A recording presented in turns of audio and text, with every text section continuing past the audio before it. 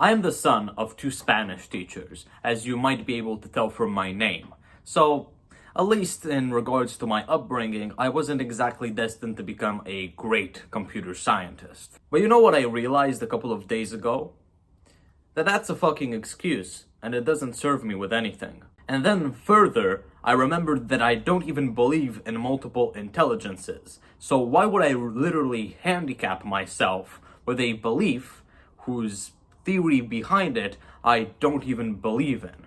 And I'm not known for not believing in it, but I've built a reputation of not believing in it, literally.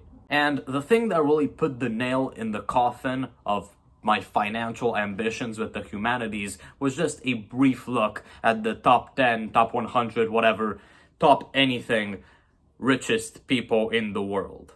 Elon Musk, number one, 370 billion as of 16th of April 2025. He built his reputation and wealth on Tesla and SpaceX, pretty science-based things that don't exactly require sociology or, I don't know, they do kind of, SpaceX does kind of require philosophy, because they also want to colonize Mars, and they want new ethics in Mars, different forms of governance, whatever, but it's still a really STEM and sciencey, mathsy thing to do. Number two, Mark Zuckerberg. He has about 200 billion from what I last checked. And yes, I do check the wealth of the richest people on Earth. I am a loser, by definition, because of doing that. But whatever. He built if you've watched The Social Network by David Fincher, you most likely know that he built his career on top of being a good coder. And of course, networking was really important, but, code was kind of the base. Jeff Bezos, number two from what I know. 100, I don't know the exact numbers of his wealth. I'm not gonna look it up. Amazon is pretty much dependent on applied STEM. And of course, a little bit of psychology so you can actually sell the products, but it's still pretty sciencey at its core. But just a second, look at what these guys studied. Zuck studied computer science at Harvard, but also psychology. Elon studied physics at Penn, but also economics, a social science. And Jeff Bezos just studied electrical engineering and computer science like a nerd, but whatever. Almost as if these people combine STEM with the humanities, even though STEM was the base and the humanities were just a small little accessory. It's pretty clear, at least to me, that Elon Musk put his physics degree to good use. And he cared about physics more than any soft social science. Economics is not a soft social science, but whatever. And yeah, I'm sure he used his economics degree for something as well. Zuckerberg is known for his ability to code. And psychology was also always secondary. Code. I forgot what he coded Facebook with, but that was the main thing.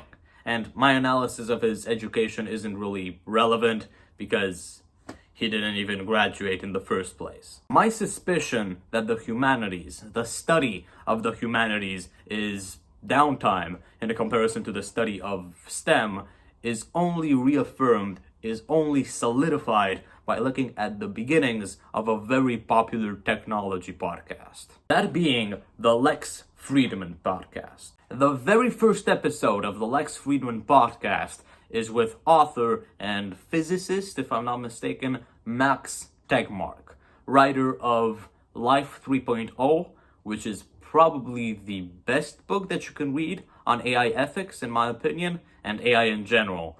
But whatever.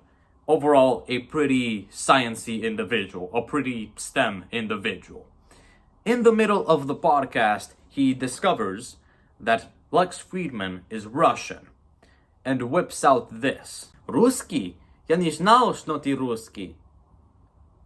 What the fuck? That this goddamn physicist really whipped out Russian out of nowhere, one of the hardest languages for an English speaker to learn, and a humanistic thing as a casual flex. Things only get worse when you watch the 6th episode of the podcast with Guido von Rossum. the inventor of Python, the print parentheses quotes hello world parentheses no quote parentheses language. You'll have it on screen. Don't stop asking me. In the beginning of the podcast, Lex Friedman tries to do a solid to the humanist world by asking Guido van Rossum, Mr. van Rossum, I'll call him Mr. van Rossum, how Dutch literature, he's Dutch, he's speaking English, and he's not being complimented for how well he speaks English, but whatever.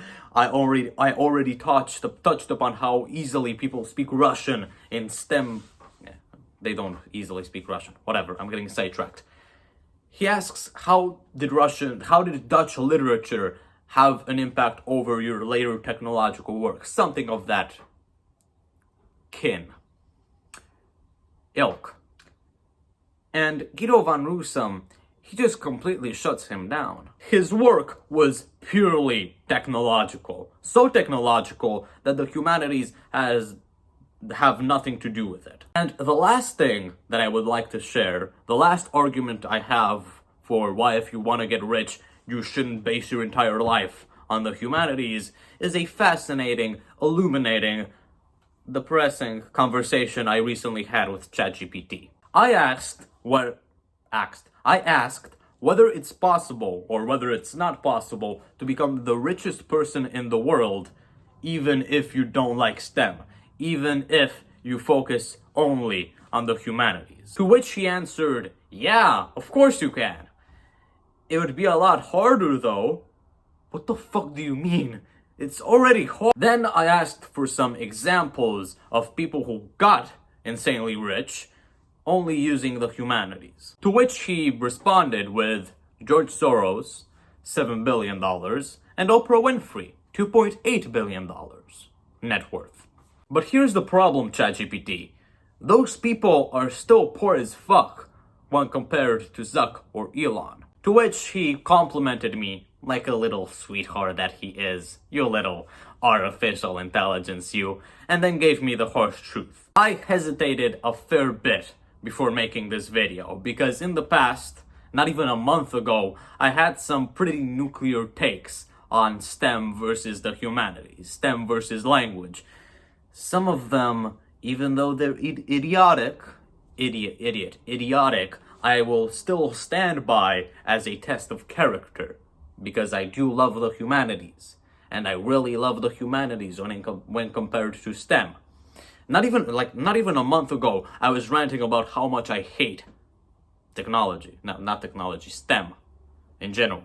I love sociology, philosophy, psychology, social sciences in general, the humanities.